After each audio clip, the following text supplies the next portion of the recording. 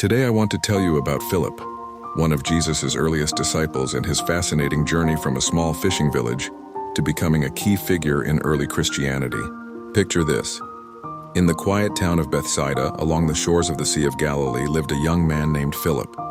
Like many in his village, he probably grew up watching fishermen cast their nets into the shimmering waters, never imagining how his life would drastically change. What's particularly interesting about Philip is that he was one of the first disciples Jesus personally sought out.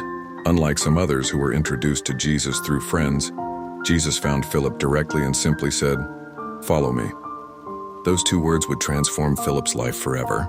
But here's what makes Philip's story even more compelling. Despite being from a predominantly Jewish area, his name was Greek, suggesting he might have had connections to both Jewish and Greek cultures. This unique background would later prove valuable in bridging cultural gaps as Christianity began to spread. Philip had this wonderful quality of wanting to share his discoveries with others. Remember when he found Nathanael? He was so excited about finding Jesus that he couldn't help but tell his friend, even when Nathanael was skeptical about someone important coming from Nazareth. There's this fascinating moment during the feeding of the 5,000 when Jesus specifically tested Philip by asking him where they could buy bread for all the people. Philip's practical response, calculating the cost and pointing out their limited resources, shows us his very human, relatable side. What I find most touching about Philip's story is how he grew from being a practical, somewhat hesitant follower to becoming a courageous messenger of faith.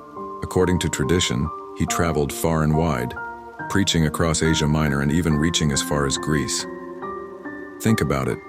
From a simple life in Bethsaida to becoming someone who helped shape the early Christian church, Philip's journey reminds us that extraordinary transformations can begin with a simple yes to an unexpected call.